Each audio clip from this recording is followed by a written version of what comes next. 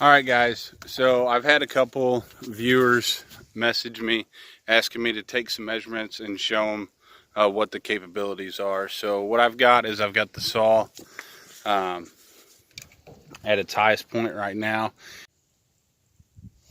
All right, guys, so if you see there, it's at 20 inches. So that's it lifted all the way up at its max. And then I already know what the longest log is I can cut with this. It's 11 feet. But I'll go ahead and lay the tape measure out so you guys can see that as well. So right here, we're pretty much dead even with where the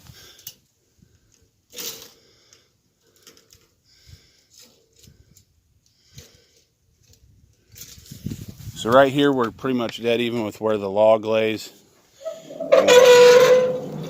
We'll push the carriage all the way down to where it hits the stops.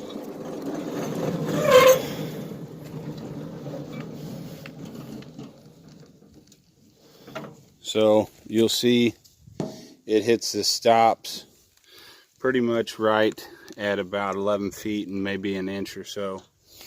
You have to excuse me. I know the blade's got a little bit of rust on it, but I haven't been up here for about 2 weeks. I've been busy with other stuff and sick. Been dealing with some theft actually, but we'll talk about that later. So 11 feet, like 1 inch is your max length on cut that you can do. And then I'll push the guide as far as you can go with it. So right there, the guide stops.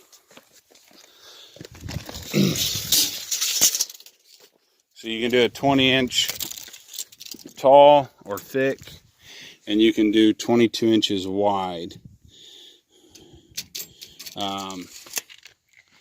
21, give or take a little bit. I'll put that up there one more time for you. So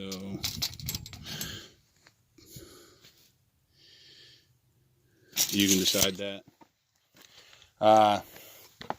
The log that I've got on there right now is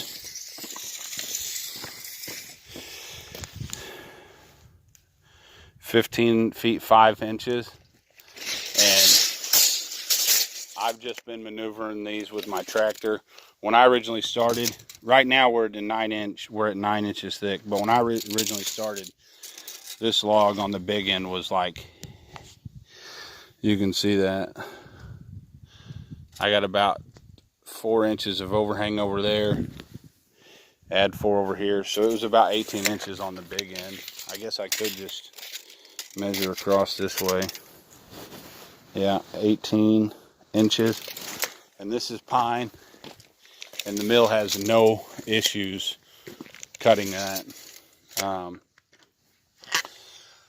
All that oak underneath that tarp I milled, all those beams I've milled. I've got a lot of cleanup to do, a lot of work to do, but the saw has no problem cutting that stuff. You just got to take your time and be gentle with it.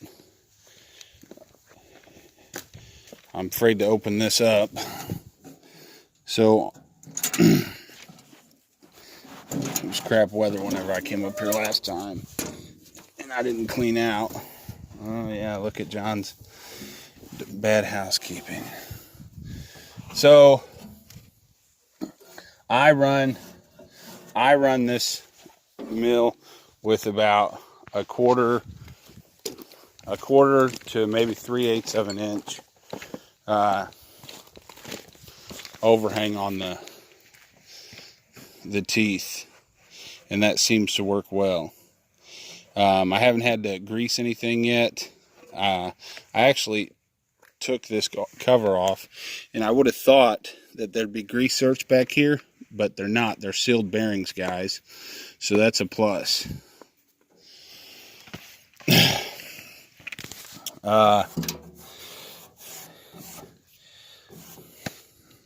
centrifugal clutch, belt tensioner, it's pretty easy, guys. And Frontier's done a really good job with this saw, and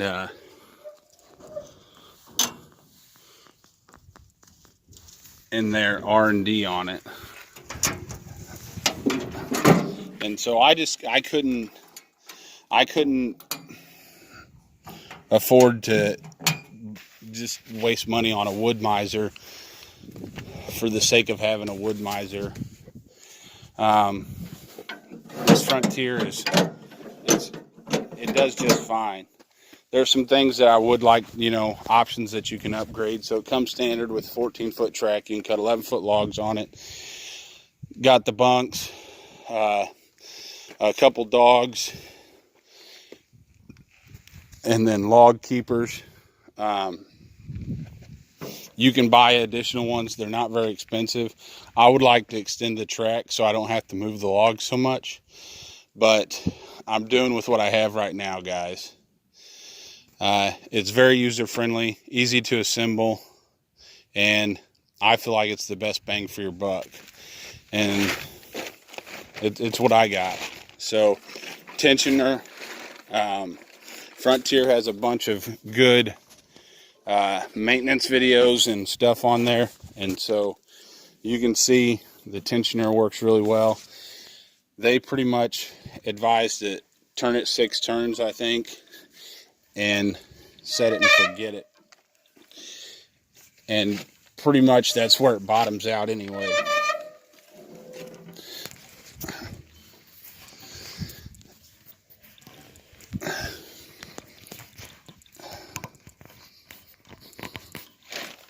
Comes with easy thickness gauge, a depth gauge on your cuts. I just usually use the top because the line washed off, but I usually just use the top and then use that to ensure I'm cutting consistent thicknesses, whatever it is.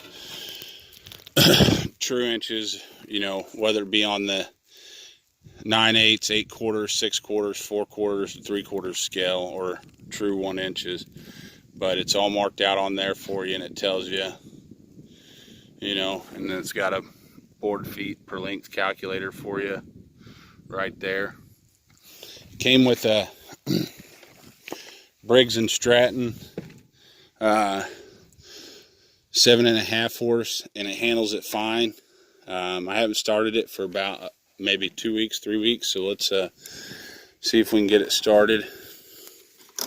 Put the choke on.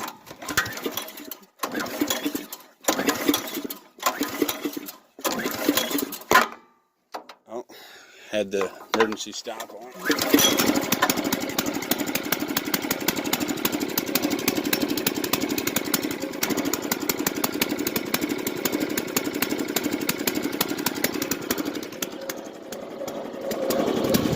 So I got work to do, guys. I hope you find this a little helpful.